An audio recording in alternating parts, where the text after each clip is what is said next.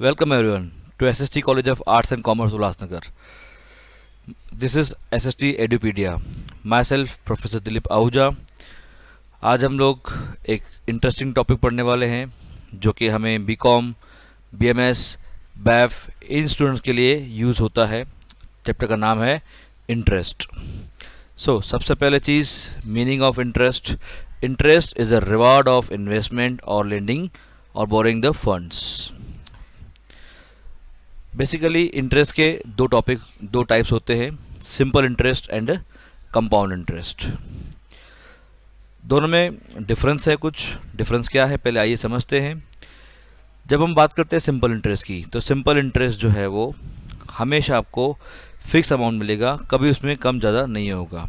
लेकिन जब compound interest की बात करेंगे हम लोग, सबसे पहले चीज़ उसका इंटरेस्ट जो है ईयर बाय ईयर बढ़ता जाएगा.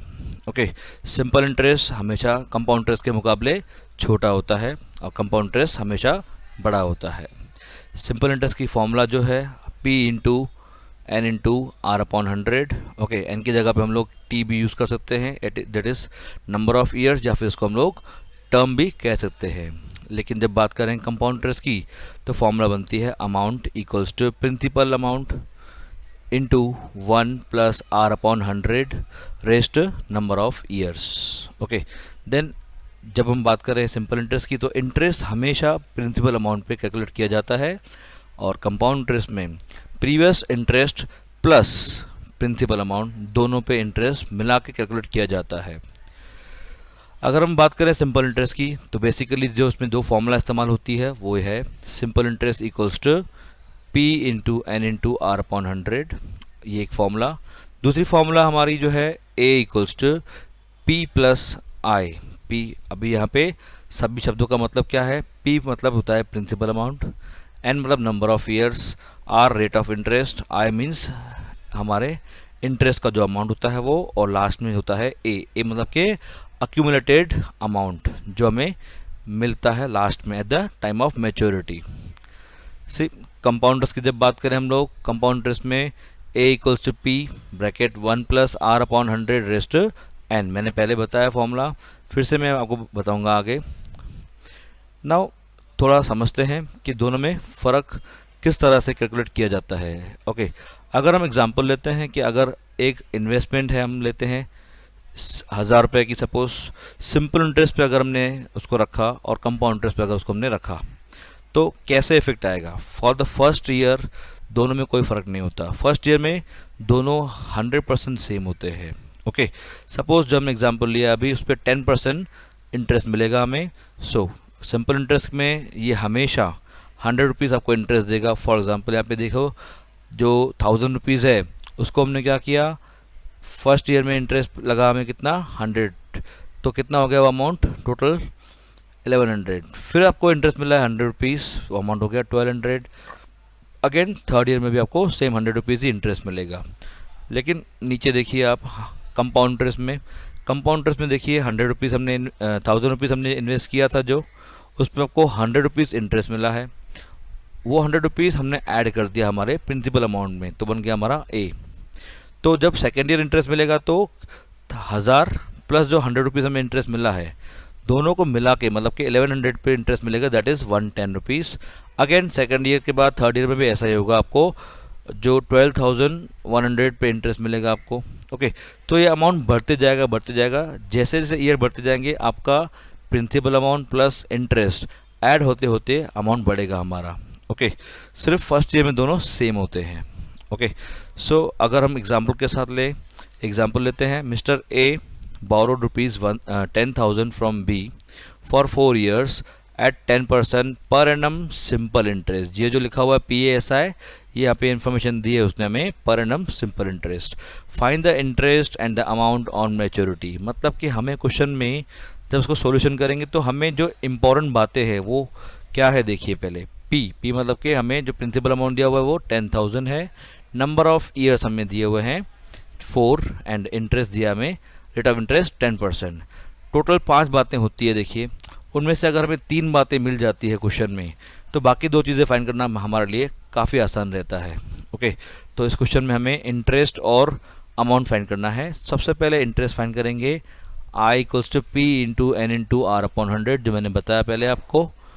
नाउ सी पी हमें दिया हुआ है 10,000, N is 4 and R is 10%, divide by 100। इसको हम लोग सॉल्व करेंगे तो आपका आंसर आएगा 4000।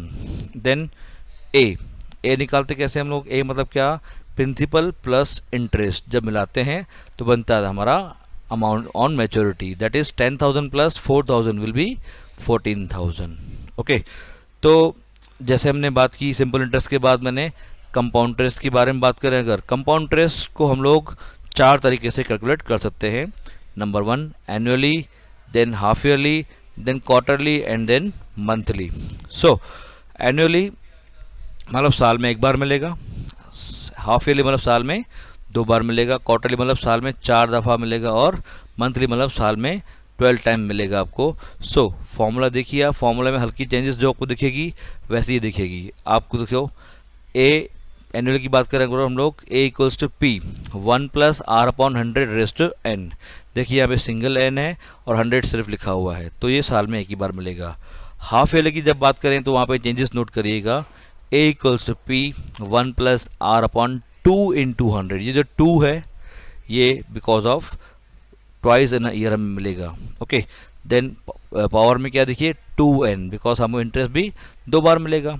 देन क्वार्टरली, क्वार्टरली मतलब साल में 4 दफ़ा, तो देखिए A equals to P 1 plus R upon 4 into 100 rest 4n। देखो 4 यहाँ पे हमें इस बात पे थोड़ा ध्यान देना है। Okay, next is monthly, monthly में साल में 12 टाइम मिलेगा आपको इंटरेस्ट। So A equals to P 1 plus R upon 12 into 100 rest 12n।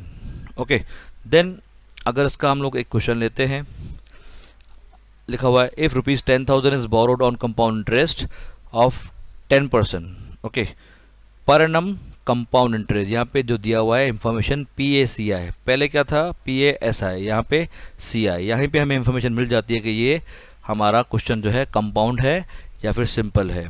For 4 years find the amount after 4 years if interest is compounded.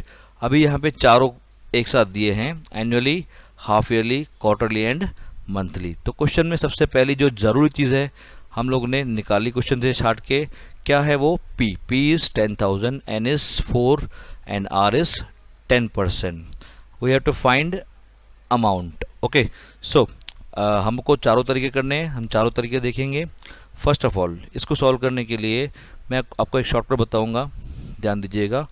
Normal जो फॉर्मूला है इसकी A equals to P 1 plus R upon 100 raise to N।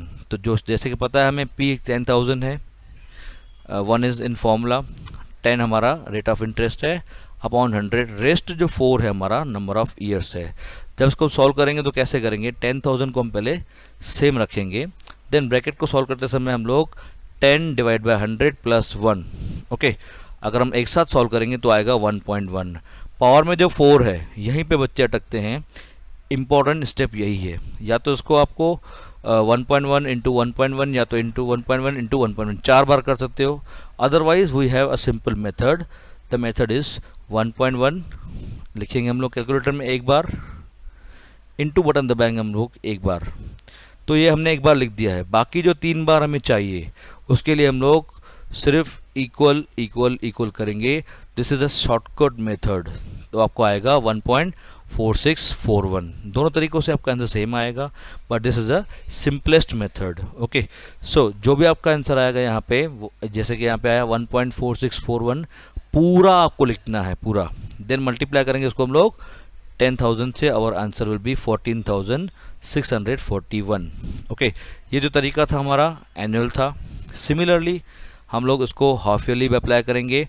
Half yearly में आपको पता है difference क्या है, जो R है उसके नीचे क्या 2 इंटू 100, और पावर में जो N है उसके साथ 2N हो जाएगा। ओके, बाकी बेसिक फॉर्मूला सेम ही है। तो हम लोग पुटअप करेंगे वैल्यू, B की जगह पे 10,000, 1 प्लस 10 अपॉन 200 रेस्ट, अभी यहाँ पे 2 फॉर्मूला में दिया हुआ है, N हमारा क्वेश्चन में 4 ईयर्स है, दैट टोटल हो जाएगा हमारा 8।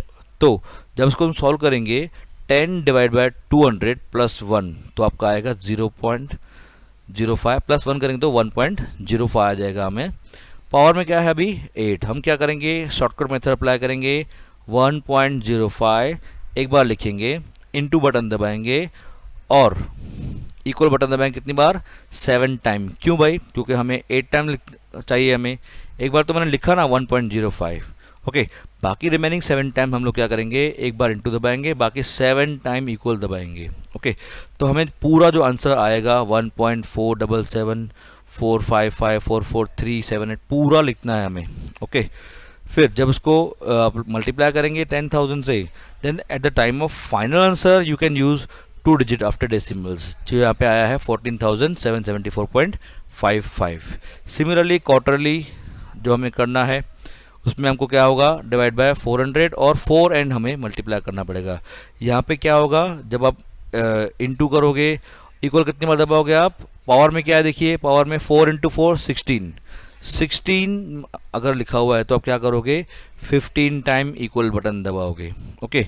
सो 10,000 सेम लिखेंगे पी की जगह पे, जो हमें 1 + 10/400 लिखा हुआ है, इसको सॉल्व करेंगे कैसे, 10 डिवाइड बाय 400 + 1 तो आएगा 1.025, ओके। रेस्ट में क्या है 16 है, तो क्या करेंगे भाई, एक बार हम लोग 1.025 लिखेंगे, इनटू दबाएंगे और 15 टाइम इक्वल करेंगे तो आपको मिलेगा 1.4845056207। इसको पूरा लेंगे, मल्टीप्लाई करेंगे 10,000 से, फाइनली हमें जो आंसर मिलेगा 14,845.05। मतलब कि ये हमें जब फाइनल्स होता है उसमें हम लोग 2 डिजिट यूज़ कर सकते हैं। सिमिलरली हमें मंथली भी करना है, मंथली में नंबर ऑफ जो मल्टीप्लिकेशन बढ़ जाती है, क्योंकि हमें साल में 12 महीने और यहाँ पे 4 साल दिए, मतलब कि 48 मंथ्स हमें कैलकुलेट करने पड़ेंगे, ओके। सी कैसे करेंगे, P 1 + R/12 इंटू 100 रेस्ट